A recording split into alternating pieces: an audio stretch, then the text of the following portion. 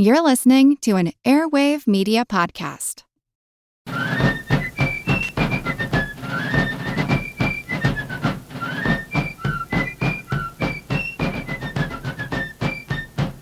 Hello, and thank you for joining the American Revolution. Today, episode 14, Canada becomes British, and Britain gets King George III. But before I get into today's episode, I want to remind everyone about the companion website that goes along with this podcast. amrevpodcast.blogspot.com contains the text of this episode, as well as supplemental pictures, maps, and resources for further reading on the topic. If you haven't checked it out already, I hope you'll give it a try. Thanks. Although things were looking good for the British in America after the fall of Louisbourg and Quebec, there still remained work to be done in 1760. A large French force remained at Montreal, which continued to threaten Quebec. The major danger of French relief forces faded after the British naval victory at Quiberon Bay in late 1759. There, the British destroyed the last major French fleet that could threaten them in the Atlantic. Now, I've deliberately avoided describing in much detail the massive war that the major powers were fighting in Europe during this time. The war had spread worldwide, not just to Europe, but also to the Caribbean, Africa, and India. Clearly, most of Pitt's concerns were over these other theaters of war. He wanted to threaten French colonies all over the world. America was just one of the regions in contention. But if we're ever going to get to the actual American Revolution, we do not have time to focus on the many interesting battles and conflicts throughout the rest of the world at this time. Suffice it to say, the British naval victory at Quiberon Bay in late 1759 essentially wiped out the French Navy. The British now dominated the Atlantic, preventing any arms, ammunition, or other supplies from reaching their increasingly isolated forces in Canada. General Amherst believed that one more offensive in America would push out the remaining French military still clinging to their defenses. Aside from a few western outposts, virtually all French forces massed in and around Montreal. For the 1760 fighting season, Amherst planned a three-prong attack on the remaining French forces now concentrated at Montreal. Amherst would personally lead the main force of 12,000 regulars and militia from Albany to Oswego and down the St. Lawrence to Montreal. A second army under General William Haviland would move from Crown Point along the Richelieu River toward Montreal. At the same time, General Murray would send a contingent from Quebec up the St. Lawrence River, also converging on Montreal. All of this would require another major enlistment drive for 1760. Despite the good money, former colonial volunteers were reluctant to return. The British tended to hold men past their enlistments, took them further than promised to more miserable places without adequate supplies, and often reneged on promised bonuses for continued service. This had soured many. The British had held militia over the winter beyond their enlistments in order to rebuild the forts that were needed for the coming season. The militia, of course, were not happy about this and wanted to go home. And everyone else was much more reluctant to volunteer for another campaign, not knowing if they would be held longer too. To raise the necessary 14,500 militia for the campaign, the colonies had to offer record high pay and bonuses. While London had reimbursed much of these past costs, the colonies were still so far in debt that they felt obliged to raise the required quotas. Otherwise, London might turn off the tap and stop sending large amounts of gold and silver on which the colonial governments now depended. In the end, the colonies met their quotas, but they were racking up record amounts of debt that someone was going to have to pay back at some point. With recruiting at acceptable levels, the generals, though, could begin their final advance against the French in America. When we last left General Murray as commander of British forces at Quebec, the more senior generals had all died or gone home for the winter. Murray stayed with the garrison at Quebec, holding off the French forces that still hoped to retake the city. General Amherst wanted Murray to lead a contingent of soldiers to Montreal, where they hoped to finish off the French army in Canada. Before Murray could play his role in that attack, though, he still had to defeat the French forces outside Quebec. With Montcalm's death at the Battle of Quebec the year before, his second-in-command, François Gaston de Lévis, the Duc de Lévis, who I'm just going to call Lévis, took command of Canada's armies. In April 1760, Lévis assembled an army of over 7,000 men, mostly regulars. These were a combination of the French regulars who had fled Quebec right before it fell, as well as the relief force that had arrived too late. Most militia and Indians had had enough and simply stayed home. Lévis wanted to take back Quebec before the small winter garrison of British regulars there could be reinforced. He thought he could pull this off using just his own French regulars. Lévis scheduled his attack on Quebec for early spring for the maximum advantage. It was too early for the British Navy to provide relief and supplies to the winter garrison at Quebec, and in an era before central heating, long winters were miserable experiences that often led to ill health, especially when there was insufficient food to get through the winter. As a result, by early spring, Murray's 7,000 British regulars were reduced to about 4,000 who were ready for duty. About 1,000 men had died over the winter, and another 2,000 were too sick to fight. As General Lévis led his army toward Quebec, he encountered General Murray at the small town of Sainte-Foy, about 6 miles outside of Quebec. Murray had received word of the French movement, but he had not planned for a general engagement in Sainte-Foy. He was mostly there to recover the retreat of his outposts before the advancing French army. While Murray's army was smaller, and most of his men probably in worse health, they were all experienced regulars whom Murray trusted to fight well. The British began to fall back in good order toward the Plains of Abraham, the scene of the prior year's battle. Lévis began to deploy his soldiers in a flanking maneuver. Before they could fully deploy, though, Murray ordered an advance on the French position, hoping to catch the French before they could form their lines. In doing so, his men left the high ground and got caught in a bloody firefight. British cannon sank into the swampy fields and became immovable. The French counterattack was too much for the British. They spiked their cannons and retreated back behind the walls of Quebec. The battle, sometimes called the Second Battle of Quebec, was actually bloodier than the first. The French took about 800 casualties and the British over 1,100. With the British back behind the walls of Quebec, the French began to set up for a siege. But the outcome of a siege would not be decided by the field combatants. Whichever navy could bring reinforcements first would be able to take Quebec. And since the French army had lost all ability to cross the Atlantic, the British Navy would almost certainly arrive first. France had deployed a relief force, but the British sank most of their ships just after they left harbor. The few that made it to the Gulf of St. Lawrence found the British Navy ahead of them. The remaining French ships either fled or were sunk. So when the British ship HMS Vanguard sailed up the St. Lawrence on May 16, 1760, Murray knew he no longer had to worry about conserving ammunition. He renewed an all-out artillery barrage against the French lines. Lévis realized the fight was over. The French scrambled back to their ships and moved back upriver to Montreal, where they could consolidate their forces for one final showdown. The British had secured Quebec. With supplies and reinforcements once again arriving in Quebec, Murray began organizing his offensive to take Montreal. He received the orders from Amherst describing the three-part invasion in which he would participate. By July, Murray was leading a force of 2,200 regulars upriver toward Montreal.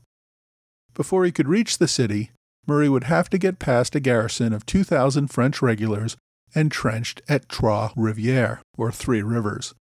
The entrenchments there meant either a lengthy siege or a bloody and risky assault on well-entrenched forces. Murray decided his best option was to ignore them. He simply took his troops around Trois-Rivières and continued on his way toward Montreal.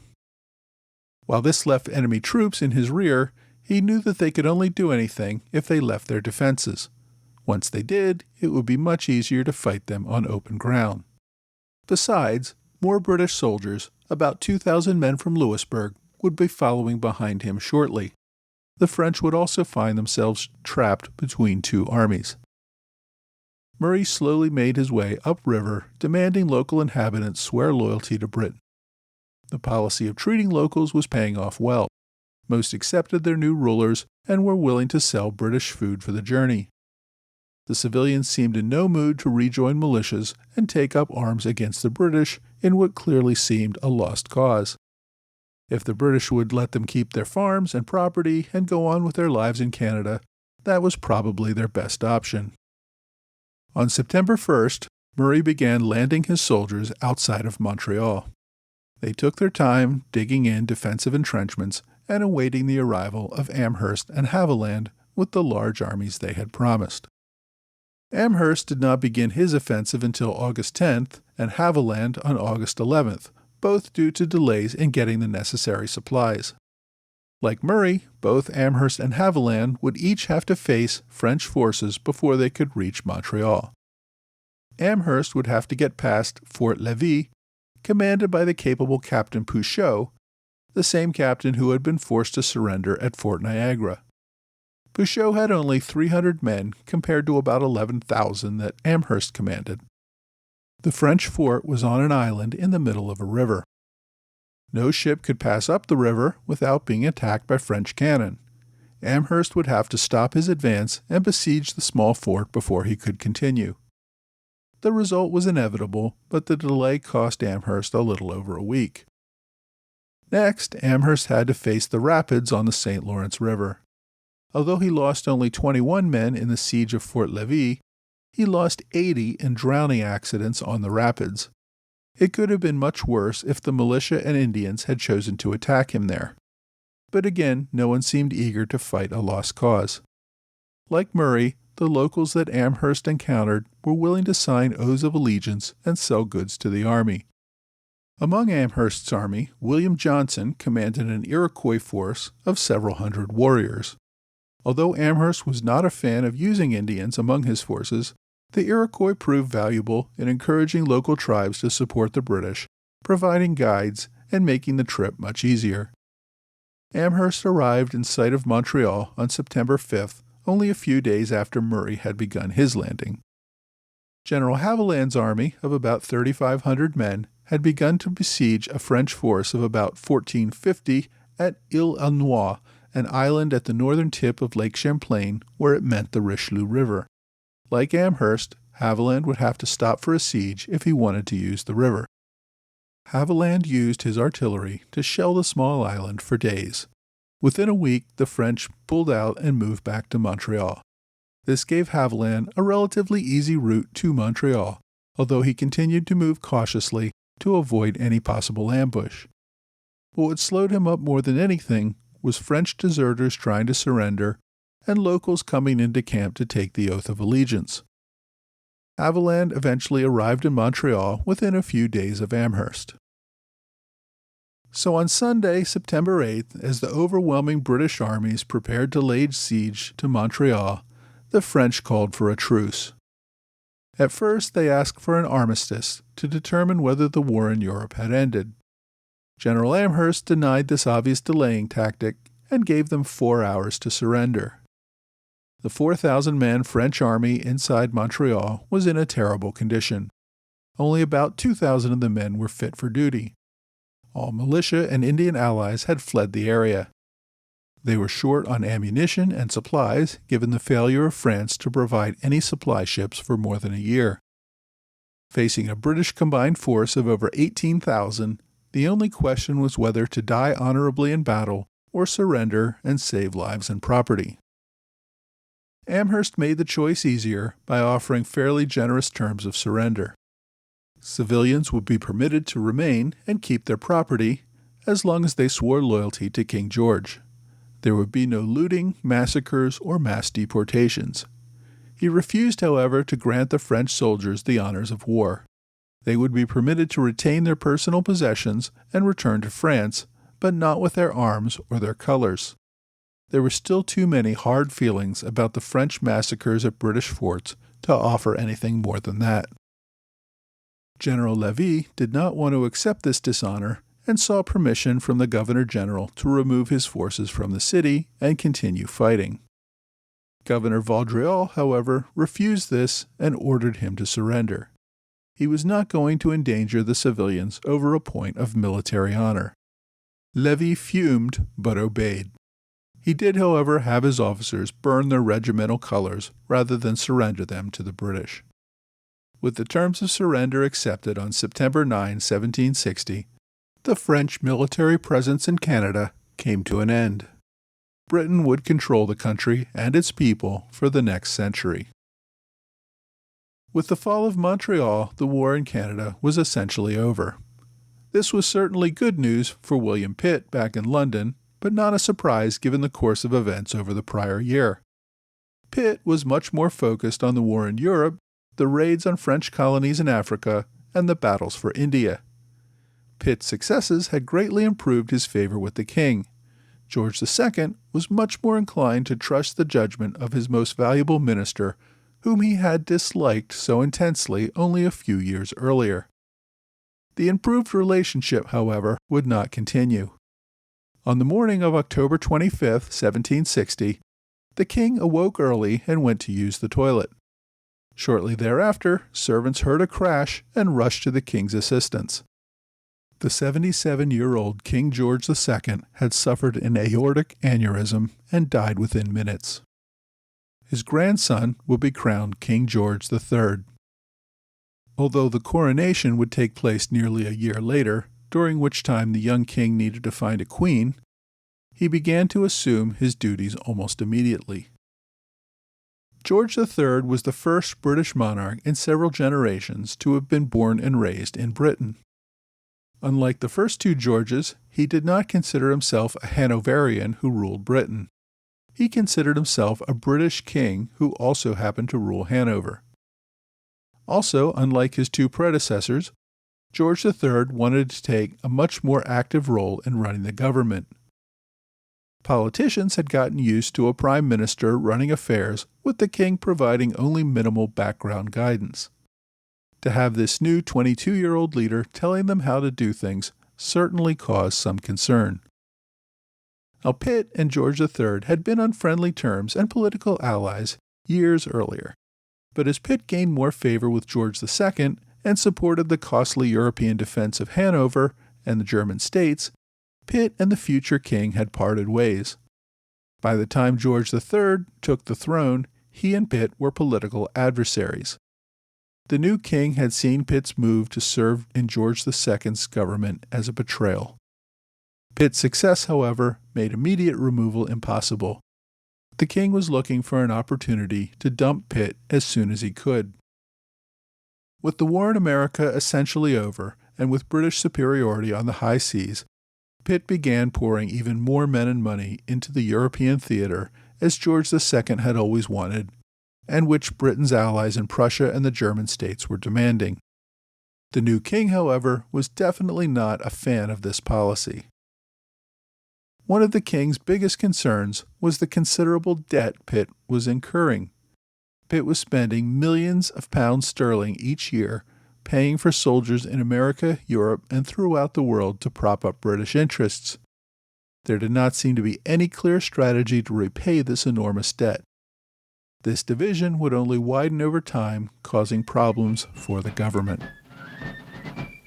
Next week, the Cherokee rise up in America, Pitt leaves the ministry, and Britain expands the war around the world.